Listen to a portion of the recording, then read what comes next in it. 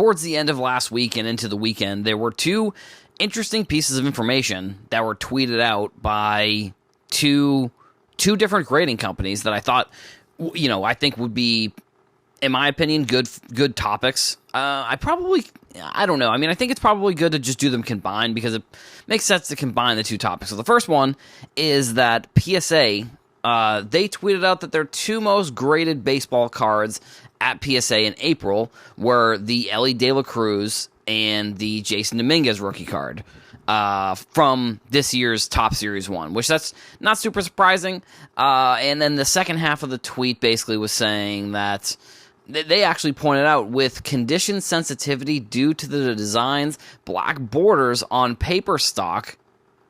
So 53% of the De La Cruzes came back at PSA 10, and 51% of the Dominguezes came back at PSA 10. So that is interesting, I think, there, that PSA is actually saying that they're giving maybe a reasoning why there's a certain percentage of cards, only 50%, which, 50% of cards coming back at PSA 10, that's especially a card or two cards that were the highest graded, like the most sent in, and they're saying 50%, so I mean, it's still pretty good. I do think it's interesting. Like they did talk about adding greater notes to, certain levels of service. I think giving more information, I think is very important, but I hope it's just like, I hope that PSA continues to come out with just like the correct stuff. Like I hope that, like they're doing kind of the grading notes on these specific cards, saying sort of why half of them are coming back PSA 10s.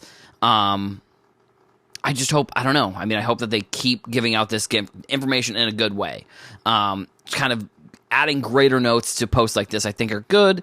But it's also not surprising, right? Like the 50% is, I think if you look at most modern cards nowadays, 50% is like a fairly reasonable number for PSA 10s. Like I don't think it's high or low. So kind of even pointing out of why it's high or low, I'm not really sure why they did that specifically, but either way, another actually piece of the Dominguez, there was for Dominguez's rookie, his 1/1 was actually pulled. I saw this; it was pulled from like a team store, and it was like pulled from a pack there, like I believe it was at a game.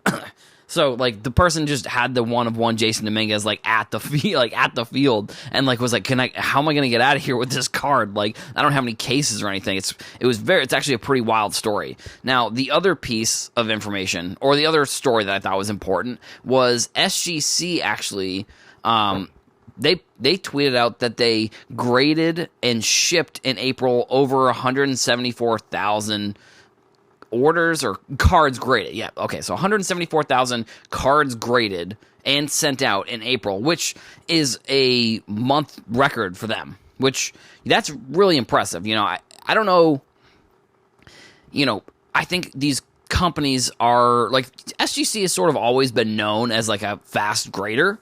So again, this is maybe a piece of news that I'm like, yeah, it makes sense that they created a system where they were, I guess, they created the system to grade cards maybe faster and at a similar quality to PSA, and then that became their thing. Now, PSA obviously is way larger, so I would have to imagine that PSA probably does grade. They have to grade that many cards. And I know that GemRate actually comes out with their data like every month or so, or every day too, actually updates on our website. Like we have an embedded graphic setup, so anytime that they update their grading information on their website, it updates on our website as well. So if you're looking for grading information, definitely go there. If you're looking for day-to-day shifts and changes, but one of the other that data that I was just actually speaking about, they actually came out in April and said that Beckett was up year to year 4%, which that was another kind of interesting.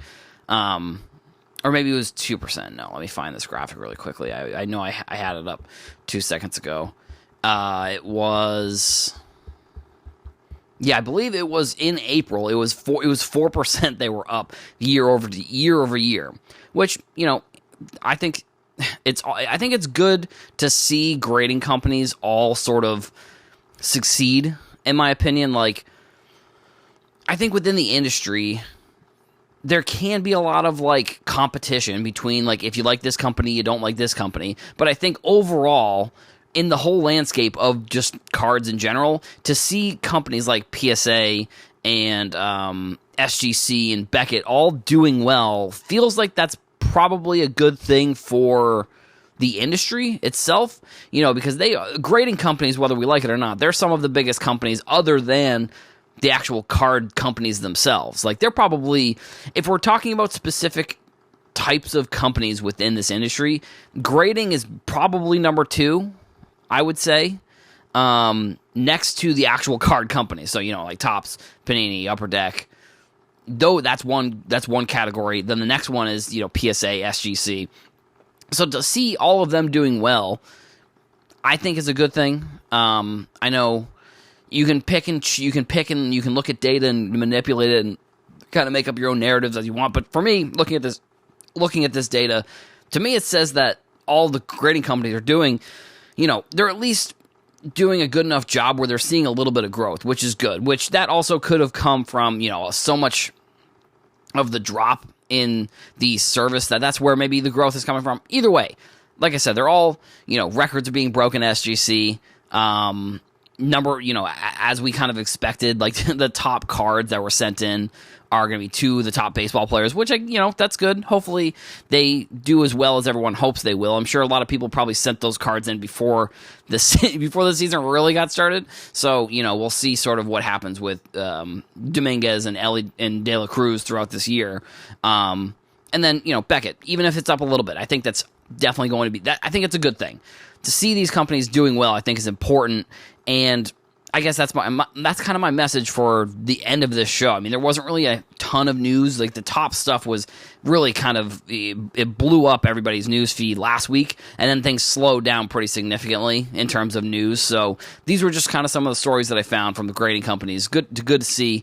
But like I said, my message is just pretty much it's good to root for things within the hobby. We don't have to be so complaining about them all the time, I guess, on Twitter. I don't know. I mean, again, maybe it's just stuff that I'm seeing, but to see the company succeed and do well like this, I think is a good thing, and I hope that we continue to see it basically throughout the next few years.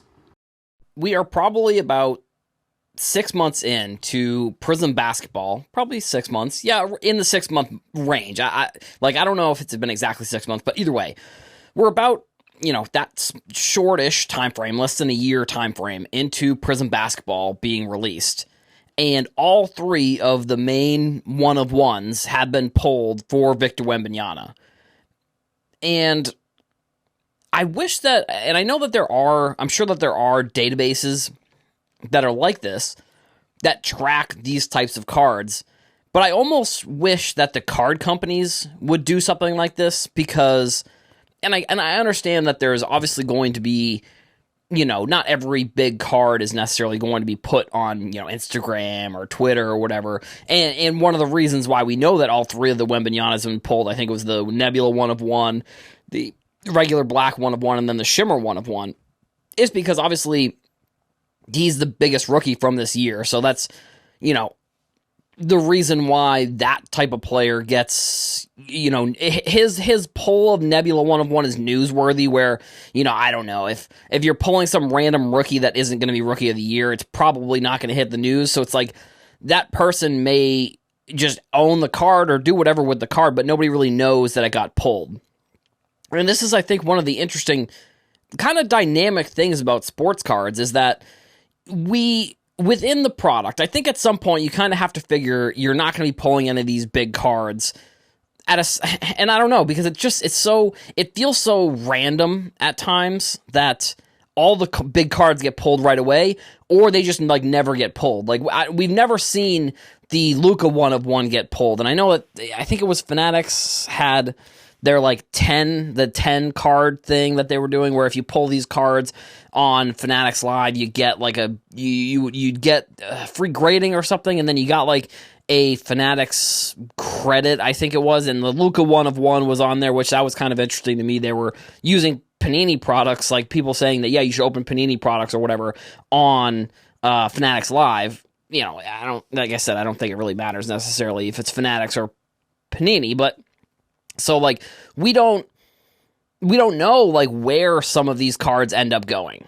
Like I said, the dynamic thing about sports cards is that when these cards get pulled, sometimes we know, sometimes we don't. But if you're opening product, you almost are sort of like expecting some of these cards still, like, and this is where the information I think is important, but it would be extremely hard to kind of keep all of this data. I mean, no, they wouldn't be able to do this unless they put like small chips in the cards, but as soon as I thought of it, I was like, yeah, actually no way they would do something like that. But like, when, if you're 6 or 7 months into a product coming out, Prism, for example, and you're buying into a break or you're buying a box, like, I think at some point, I wish there was a way that you could almost see exactly what cards are still available, because, like, I'm sure some breakers, eventually as the excitement of the product dies down, you probably see less people breaking it, and that could potentially mean you are seeing prices of it go down. And it really, I mean, it comes down to kind of how the breaker wants to do it, because like they get their allocations. Some of them maybe they get a couple of Prism basketball, so they have it for a while. And I'm sure Prism basketball is one of the things where it's like, if you have it, it's probably going to be pretty popular. But the thing that is different with sports cards versus, I guess, I don't know, it's such a unique industry, but the thing that makes it so different is that, like, the best cards we know are not even in the product anymore, technically, because, with Wembanyama, there aren't even any autographs in there, so, you're looking at those cards potentially being pulled, but they're not even there. So all these one-of-ones are going to be the best cards for Wembanyama, but, like, how many other rookies are there that have had their one-of-ones pulled that we just have no idea about? And this is where, like I said, it does get tough to the point where you can't exactly track. You wouldn't be able to track all the cards. I don't know, unless they came up with some new technology. But like at this point, I don't know. I don't know if that's really possible. Maybe in some of the thicker cards, potentially like an RPA, you could put like, I don't know, some sort of sensor or some sort of chip within the card, and then when it gets, I don't know, when it gets pulled out of a pack, the sensor goes off maybe, or no, well, it goes off, and it wouldn't go off like at Panini's headquarters or like a spreadsheet or whatever. You'd get an alert that the card had been pulled. I don't know. I think that would be kind of interesting. I mean, it's kind of like adding almost blockchain technology to physical products. Obviously, I don't think people would be, they're. Even when minor changes happen to products, people don't really like it. So I'm sure if you were to tell them, "Oh yeah, we're putting chips in your cards," they would not be a fan of that whatsoever. But we have a service and a product that people are, buying all the time, but we don't even know if you can get the best version. Like, this is the weird thing. It's like you don't even know if you can get the best version of what you're buying, because there are so many different, like, with all the cards being pulled, sometimes sometimes you don't know, and there's just so many different types of versions of the product that you realistically could pull, or, if you're, depending on how you're opening, if you're doing a break, or if you're doing, if you're in a break, or you're a breaker, or you're just buying the product, like, at Walmart or Target or whatever, obviously, there's going to be, and then the other variables are going to be like, you don't know what cards are going to come out of the product just in the first place. So I don't know. It's a concept that I think is very interesting for our industry, and something that we should be cognizant about. Just like knowing that, like, sometimes, people, they might buy into a break and they might not realize that some of these top cards are not in there. And if you're new, I just wish there was an easier way for, I don't know, to keep track of them, I guess is one way to put it. But I just wish that there was, for newer people, I wish there was a better way to see the value. And and I think this would be an interesting kind of number to get here too, would be like a breaker that did Prism breaks. Like, where do they start and where do they get down to? I know that there was a website, I forget what the name of it was, but it kind of got debuted like, that's actually the first time I've thought about it since I did the podcast, if I'm going to be honest. I hadn't thought to check, but now I'm thinking I need to find that website. But it was a website that tracked prices of breakers for certain cards or for certain products. And I would be interested, with this sort of database. I don't know how it would, I don't know how you do it, but I just think it would be something where a new customer would be able to at least look at this and say, well, this, even though whatever, the 3 Wembanyama 1-of-1s aren't in there. There's still all of these other good cards that are still available. And then, but the price has also come down significantly, which that's sort of the weird thing. It's like the price really comes down to, it really is determined by who's selling the thing. And I don't know if when these Wembanyama cards get pulled, like if people aren't dropping their prices a little bit, like and I said, this is kind of the other thing. It's like the prices should probably drop a little bit with that top player's cards gone. But at the same time, it's like, it's such a popular product. And there's so many other ways, there's so many other rookies that you could probably pull, but it's like we only know of the Wembanyama's because they were posted, because they were all graded by PSA. So like, what other cards are even available left within Prism? We don't know, and I don't know. I don't think that's not a solution for today or maybe ever potentially, but I think that for new people getting into sports cards, it can be dangerous if you're buying into breaks, expecting, like seeing, maybe even you saw the image on social media, you didn't even really think that maybe this is the card, you don't really know. I don't know. Again, this is maybe something also where it's like people that are new need to learn these things, and this is just maybe one way to learn them, is sort of the hard way, I guess, is sort of what I'm saying. But it would be a good idea for, I don't know, and like I said, I don't know how they would do it, but for a company to somehow come in and really be at the forefront of being able to track these cards and somehow come up with some sort of, I don't know, database or some sort of filter that could filter through people's breaks. I actually don't know how you'd even do it realistically, but I don't know. Technology is moving pretty quickly, so in my opinion, I don't think it's unreasonable to think that something like this could exist in the future, but at least for now, unfortunately, it does not. We have one of the biggest days. I think it's one of the biggest days in the hobby this week. It is the release of Bowman Baseball, and they did something really cool, or they've been doing something really cool, actually. They have been giving the preview images to some of the big well-known collectors or well-known content people in the hobby, or just even content people in general. Because actually, I saw Frank the Tank, who's a big Mets fan, and if you don't follow Barstool, you probably don't know who Frank the Tank is. But he's a big Met. Well, if you do know who Barstool is, and you're hearing me say Frank the Tank, and I'm calling him a big Mets fan, you're probably laughing on the other side of the screen. But either way, he tweeted out the big Mets player that's in this year's Bowman Baseball, and I think that's a very smart idea. I think one thing potentially that Fanatics has not, or that they've tried to do, but I'm not 100% sure if they've succeeded. And I think you could probably look at this both ways and say, there's people like me who kind of look at a lot of the stuff they're doing and saying, well, they're kind of just starting out. They don't exactly know what they're doing, or there's a lot of learning, I think, that's going to go into just their coming into the hobby, I guess is one way to put it.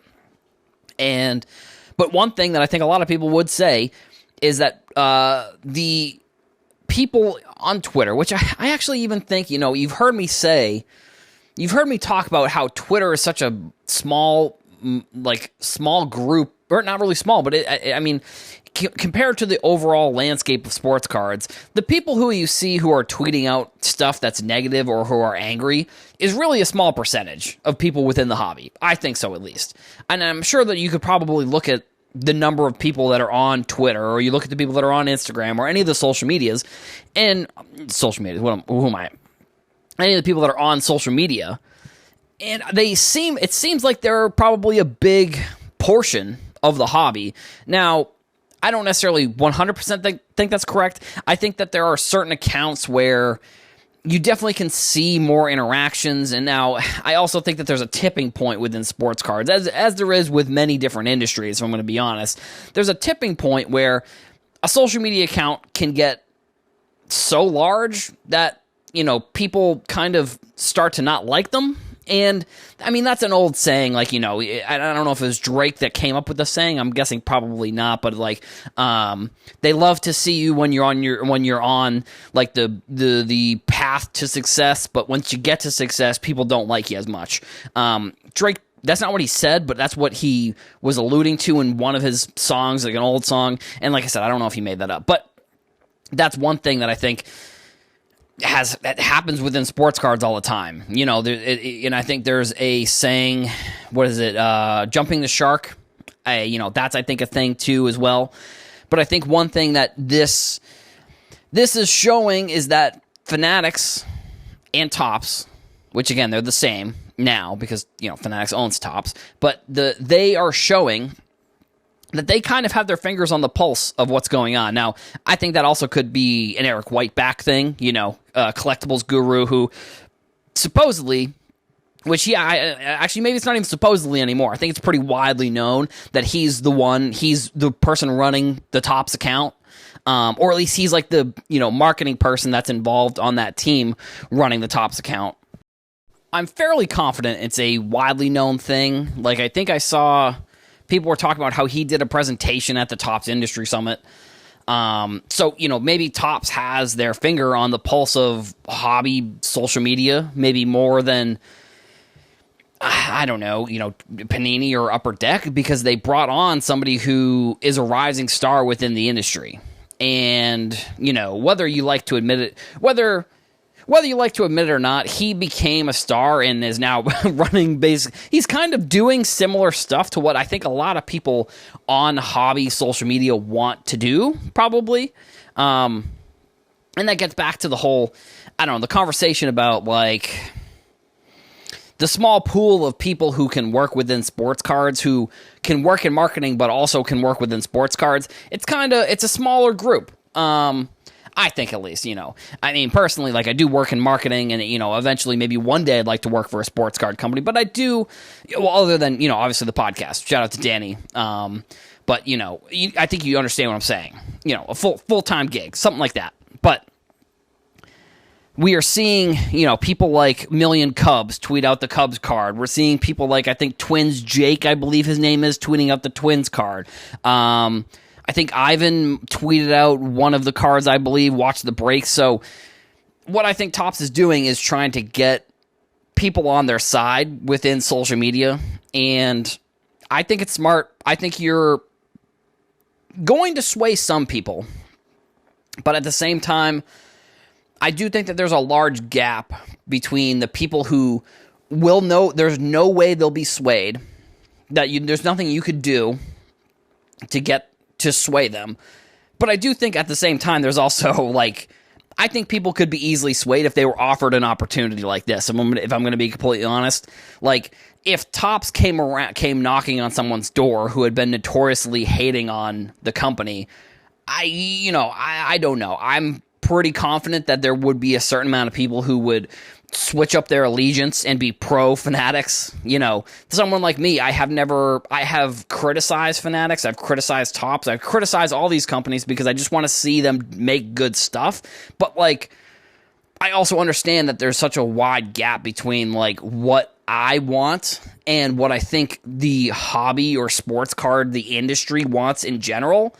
And just also, I feel like I'm fairly optimistic. I think if you listen to this podcast, you'd probably agree with that. So if Topps or Fanatics came knocking at my door and was like, hey, you want to tweet out, I don't know, whoever the Red Sox guy that's going to be in this product is, I'd be like, yeah, obviously. Now, my Twitter is not something where I'm like, oh, I'm getting all this engagement, it's so great. But, Heroes for Sale on Twitter. I don't know if you want to go follow me. You're going to see me tweet about, like, women's sports and Call of Duty and, movies and Dune. And there's some parts I will put some sports card stuff in there. I will admit it. But this is probably one of the biggest products of the year. I would argue that maybe it's the biggest, I think, in terms of base cards. Like, Topps Series 1, it's always exciting. It's super fun for, to get these cards finally in hand now that the baseball season's finally started. It's spring. But as we get into the season here, I think Bowman Baseball is probably one of the biggest products. I think Bowman Draft is probably second, and then Bowman Chrome is third if we're ranking the three here. But also at the same time, I could see how the argument could be in any of these other directions towards, any of the other Bowman products, I don't think necessarily my rankings is the 100% standard of what the rankings are, but I do think that with the release of Bowman Baseball, we're going to start to see we're going to start to see some of these big cards. And I believe there's a player, Dylan Cruz, I believe his name.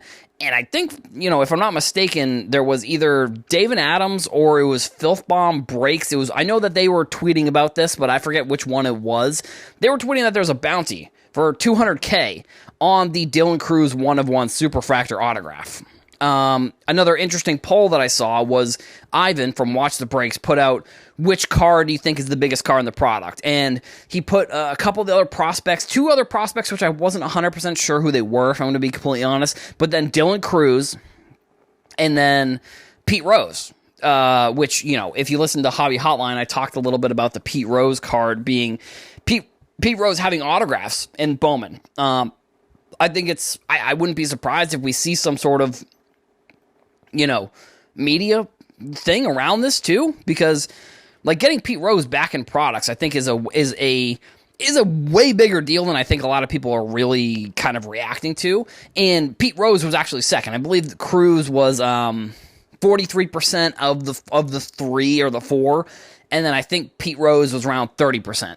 So, we aren't seeing the same stuff around like Tom Brady's cards. And I think I may have not said the thing that I've been talking about this episode. The thing that they did was each of the players on their number 1 of 150, they wrote first Bowman autograph. I think I completely did not say that at the top of the episode. But that's what the cards that they were tweeting out were. That's what the cards, the previews of these creators were tweeting out. Again, I think it's a really cool idea. If Fanatics came knocking, I would be tweeting out the Red Sox one in a heartbeat. I think it's cool that they're getting more creators involved. I think I would hope that they continue to do this, because I think sports cards is very different than other industries where the ecosystem is so wide and there are so many different pieces of the ecosystem that all kind of have to coexist, that I think if Fanatics are to continue to grow, they have to get as many people on their side within the card community as they can, because if they start ignoring those people, then that's where I think that they could slip up and they could get into a scenario where they just have no grasp on what's going on within the industry and what people want. I think they have a lot of market analysts on, in their company as well. So I don't know, maybe that's not the case, but I think it's cool. They've given these images to creators, and I don't know. I don't think creators are necessarily the last people that they have to get on their side, but it's definitely, in my opinion, at the top of the list who they should be talking to. Whenever Golden has big auctions coming up or they're starting big auctions, they tweet they have tons of tweets. Like, this is kind of the crazy part of just like the scale of how many things that they sell or how many things they're going to be selling. And I think news like this maybe can kind of fall by the wayside. These types of big pieces, which I think two things here. It has happened within sports cards where so many things sell. It's so hard to really keep track of all the big cards that are selling. All of the, and this goes with memorabilia as well, because this is sort of the piece. There's two memorabilia pieces that I thought were very interesting that Golden has tweeted out in the past couple days. One was there's a Jackie Robinson plaque. So when players get inducted into the Hall of Fame, they get a replica plaque to the one that they have in Cooperstown. And this one, apparently it was Jackie Robinson's, and then his wife sold it in the early 2000s, and now it's being sold today. It comes with the signature, basically, from Jackie Robinson's wife that said, this is what this thing is, this is what it is for sure. So that's anytime Jackie Robinson pieces like this come up for auction, I think it's pretty newsworthy. I think Jackie Robinson, just in general, I think he's widely considered one of the more important athletes of all of sports. I don't think that's an argument. Obviously baseball has Jackie Robinson Day, where everybody wears his number, and the whole league has retired his number 42, and the last player to have that was Mariano Rivera, because I think he must have been 42 before they retired it, and he was a good enough player that he kept it, whatever. But this plaque, I think, it's a very interesting piece, because it's the exact replica, and it's a one of one, I guess technically one of two, because I don't know how many plaques, I guess, that they make. They probably make one for the player and then one for the Hall of Fame. Sizing wise, I was looking at the video that Golden had posted. It didn't seem like it seemed like it was in a frame, so maybe it was changed from the original frame that was given to Jackie Robinson. That was one thing that I noticed in the video, that it was in a different, it was in like a picture frame. It wasn't in like what looked like the Hall of Fame plaque frame, which, again, maybe the Hall of Fame plaque frame was what actually gets put in the Hall of Fame. Now, actually, now that I'm saying that out loud, that's probably what that was. The picture of him was probably just it's probably actually his actual Hall of Fame plaque, not this the second one that gets created that gets given to those players. The other piece of memorabilia that I think is pretty crazy is I would say, top probably 5 iconic pairs of sneakers of all time. Maybe top 10. Maybe I'm exaggerating a little bit. I'm sure there's other sneakers that are like this. But sneakers that have gotten more attention because of what happened in the game and what happened to the sneakers themselves are the Zion sneakers when he was at Duke, when he like blew out his sneaker, and that kind of honestly, in a way, it sort of derailed his career for a little bit. Like, he had some foot stuff issues, most likely because of this, because of this injury, or because of he was injured because of what happened with these shoes. Those are also going up for sale. And I think, I don't know, memorabilia, maybe it's because I don't like own a house or anything. Like, I feel like a lot of memorabilia, I don't know, it just feels like a lot of it should just go into like a museum of some sort. And this is kind of not exactly the same with sports cards, but I think a museum should own like these pieces of memorabilia realistically. And I think, I don't know, I've always talked about sports cards with museums and how people display how people display their cards. I don't think necessarily there's been a sufficient way that's really, I found, that, I don't know, makes some of the cards worth it. Like, I'm wondering, like, people who are buying these $1 million cards, like, what do they, like, do with them? Like, that's one of the things that kind of confuses me about some of these high-value items, is, like, what do people, like, do with them? Like, do they just have them on display at their house? Is this, like, for me, I just have, like, a couple drawers that have cards in it. Now, obviously, somebody who has $1 million to buy, and this is just a general topic. This isn't, maybe people are buying these cards from Golden. Less $1 million cards are being sold, but I still think we still have seen a few. And maybe it's more $100,000, $200,000 cards, because there's probably more of those. But so somebody who has that amount of money to buy those cards, like, do they just put them in drawers? Like, or I'm sure some of these super high value cards are going into some sort of bank vault, but that, I don't know, it almost feels like it defeats the purpose of cards to buy a card and then, like, not display it or look at it. Maybe similar with some of these memorabilia pieces, but cards, obviously because they're smaller in general, it just feels like the nature of cards is like to buy buy cards or have them and like show people. And I think when if and these are hypothetical scenarios, obviously, but like if people are buying cards and just putting them into vaults, which realistically, when you spent $1 million on something, it's probably pretty hard for you to just keep it around your house. I mean, again, I don't know. I don't really know. Maybe because they're millionaires, it's not like a big deal or whatever, or the people that are buying these cards. But where I think, I don't know, Golden in general, over the past few years, they've always been mixed between cards and memorabilia. And I don't know, I just think it would be, I'm wondering what their plans are for the future. Like, obviously, you want to sell whatever makes you the most amount of money. If you're an auction house, if you're a business like that, you want to sell what's going to make you the most amount of money. Is getting some of these pieces, like, maybe, I'm wondering, like, what the margin is on some of these things, and, like, how Golden really is sustaining. Like, obviously, they're making some sort of commission from the selling of the item, but, like, is that enough? I guess, is that enough to run the business? And maybe that's why they have so many different things that sell is because, if they have, I don't know, if they have 20 pieces of memorabilia that all sell for a couple $100,000, like I'm sure that's a probably significant amount of commission from that.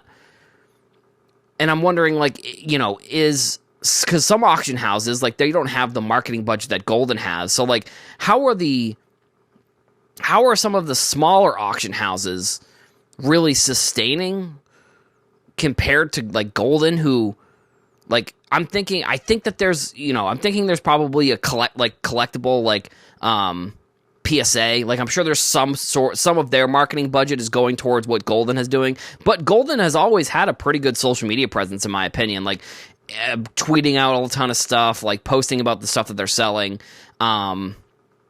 They've always done a good job there. So, like, I do wonder, like, some of the other smaller auction houses, like, I wonder how they kind of run their business in a way. Like, I guess they must get maybe higher commissions potentially. Like, maybe if you go to Golden, you can get a higher price, but you're paying a higher commission or lower commission with Golden potentially. Like I said, it's maybe volume over price potentially with some of the other smaller auction houses. But it's like, if you're a big time seller and you're trying to sell something for like in the millions, like, you maybe would go with Golden. I mean, unless you're doing more side research and you're realizing that, whatever. It does always come down to money. So maybe it's kind of like almost a like free agency type period where the person gets quotes of how much commission from all these auction houses, depending on the price. I mean, I don't know, if you're selling something for $100,000, you figure there's going to be some sort of commission, so maybe you're not thinking twice. But the $1 million stuff, I feel like that's where they may be shopping offers potentially, because, like, this Jackie Robinson piece or these Zion shoes, they have a price tag, and eventually, they have a price tag, and I think the auction houses, I guess they probably have a decent gauge on where the market's at now that we've I think things have leveled off, and I don't know if it's been the same fluctuation within memorabilia as there has been with sports cards. There has been some highs within sports cards, but I don't think the fluctuation is there as much if just based on thinking about it. But I'm wondering if these auction houses, how they're getting these items, because these items are pretty insane, and we did see in the Golden show, like, they go out places and they go out and they do research on finding these things. So those are two of just kind of the big memorabilia pieces. I'll probably cover if there are any big sales of any cards at some later date on the podcast, because these auctions also are not going to be over for like a couple weeks, to be honest. They just tweeted out because I think the auctions have started, basically. So that's why they tweeted out the some of the information, because I also saw 2 weeks ago is when Golden posted that video about the Jackie Robinson plaque. So that's going to be up for sale at Zion. There's going to be other big stuff, because, like I said, Golden always has they always have a ton of supply there. So if you're looking for memorabilia or cool cards, Golden would probably be a good place to start for some high value stuff like this. Here we are, or maybe like a day or two, honestly, past the release day for Bowman, which, like I said on the podcast when I talked about it, it's one of the biggest products of the year, so you're probably going to see a lot more people talking about it on social media than, I don't know, like Heritage or, any other product. I mean, Topps baseball, or Topps flagship baseball, and then Bowman are the two probably biggest, I don't know, maybe, see, this is another interesting this is an interesting thing for Topps, is like, I wonder where their biggest money maker is in terms of a product that they release. Like, do they make the most amount of money from Bowman because so many people open it, but also they have to pay for all the autographs? The autographs are really the big thing that people are pulling from Bowman, and then not really Topps flagship that much. I mean, I think a lot of people are pulling that or opening that product. If you're opening that product, you're not really expecting too much either, in my opinion. Like, with Bowman, you kind of are expecting some color.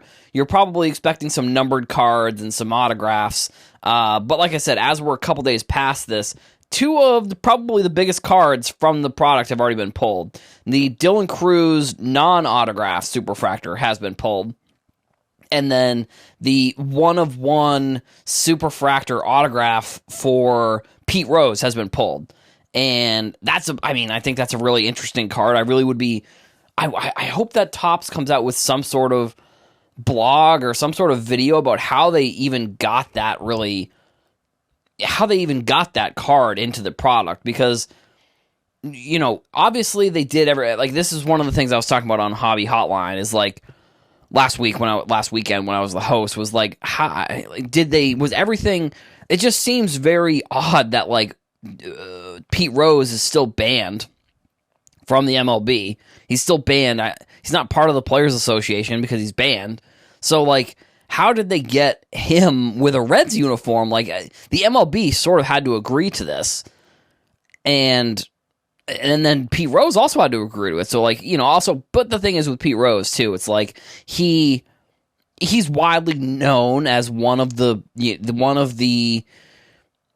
players who will just sign as much stuff as they can. Like he's widely known as like an autographer, like, and so his autos in these cards are very interesting because it's one of the first times we've seen a set with his autographs and license too, because obviously he had that issue with, you know, gambling or whatever, and he got banned from the MLB for life. And I don't think they're ever gonna change that. Like, I think if in different circumstances, I think there probably could have been some sort of reconciliation between Pete Rose and the MLB, but he was betting on games that he was the coach of. So it's like, dude, really? Like, I mean, it really is.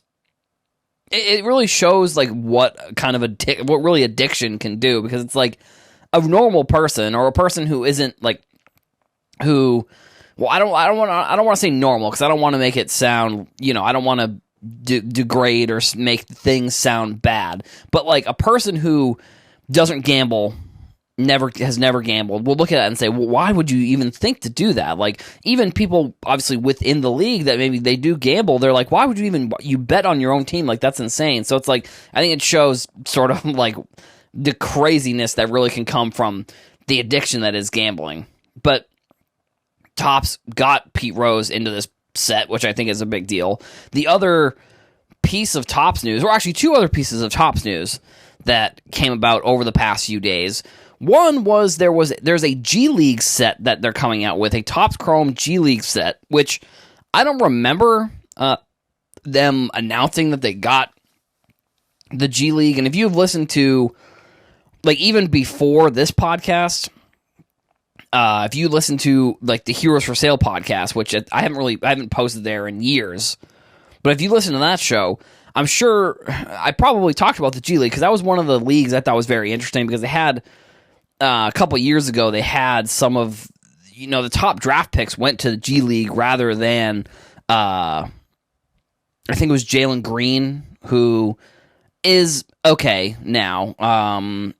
He hasn't really lived up to as much of the potential as he could have, but G League, so I'm a fan of the G League product, like the concept of, you know, doing some sort of Bowman product with G League players, I think is an interesting idea. Like, for the most part, you're going to be getting rookies coming out of Prism, but like there are certain rookies that don't like make their debut in the NBA, so I don't know like what the licensing is there with like when they make their debut and how that affects their cards, or how it affects their availability to be in sets. But so now Topps has that G League product, which like I said, I was a little bit surprised. I didn't know that they had the G League. It's a license that, I don't know. Some people will probably look at it and say it's not really that big of a deal. I think it's a semi big deal, in my opinion. Like, I think it's definitely a lower tier prospecting product, in my opinion. But I think it is a prospecting product that I think people will probably overlook, and eventually one day maybe you will find some like crazy G League player cards of, you know, superstars in the league.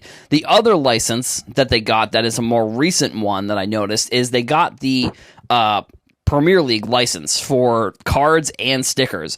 And this was something that was tweeted out by like ESPN and like big soccer companies were really talking about this acquisition for Topps here. And with soccer, it is kind of a convoluted, a little bit of a confusing.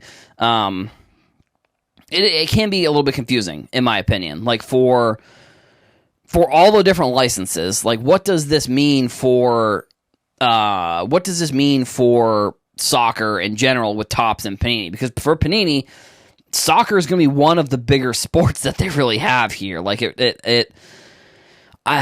unfortunately, with them losing with them losing basketball and football, soccer is going to be one of their biggest sports that they have. And Premier League, obviously the biggest league within, I would say it's definitely the biggest league in the world, the biggest soccer league in the world. I mean, I know people say that it's top heavy right now with like Manchester United and teams not really making it far in the Champions League or whatever. And I obviously agree with that, because that has happened this year with the Premier League. But like we're going to start getting Topps Premier League cards. Like we've already Topps, and this is where it sort of gets convoluted and a little bit confusing in my opinion. Like Topps can make Champions League cards with Premier League teams, but which like the top 4 teams basically from each league within the world make the Champions League, it's basically the World Cup. It's like a year-long tournament which actually is coming up now, which I think is a very interesting. The game's gonna be very good. The Champions League this year, it's Dortmund versus Real Madrid, and we all know, or I don't know if you're a soccer fan, you know that Jude Bellingham used to play for Dortmund. Now he's on Real Madrid, and I think I saw some interesting statistic that was because of, it was like a trade sort of. It was like a sale for Jude Bellingham. If Real Madrid win, like kind of like a conditional pick, essentially, Dortmund gets like $25 million or something like that. But if Dortmund wins the game, they get 20, so it's a win-win here for Dortmund, really. Like, you either get the compensation from Bellingham or you win the game, you win. And, in Marquez Ruiz, he announced that he's not going to be coming back to Dortmund, so he might be coming to the United States, which would be, I think that would be a great addition to the myriad of players that are already coming over here and playing in the league, or in the MLS right now. And I guess the last piece of news that I have here that is tied to that is that the, let's see, I believe it was either Fox Sports or... Fox Sports put out their like most valuable soccer teams, and like half of the teams in the top 20 were, or not half, but like 8 or 9 of the teams in the top 20 were MLS teams. So I think it shows that in the future, they're maybe underrated right now, but once they start, I think that they're eventually going to be getting talent that's not on the last, end of their career, most likely, hopefully at least. But the MLS is on that list for, and that's including like all the Premier League teams, like Man United, Real Madrid, Barcelona. And then, it was crazy. I was looking at the list and I was like, wait, the LAFC is like 15th on the list. And that's in the entire world for most valuable soccer teams, which I think, like I said, if they can use the money that we have to get these players, I think it's going to be... Hopefully they can continue to grow the league and figure out ways to grow it, because, it's just good for, domestically for us as soccer fans to be able to watch a product that's really good. Although it is on Apple, which can be kind of hard to watch. But those are basically, we went with a little bit of an old school episode here. Bunch of different topics, kind of short and sweet on the topics themselves. And we are pretty much coming up at the end of the week here, or we are at the end of the week because it's Friday, and so that means tomorrow we got the recap episode, and then we have probably an interview coming on Saturday or Sunday, and then Monday we're back to the episode. So that's all we've got for this week. So thank you everybody for listening, and we'll see you in the next one.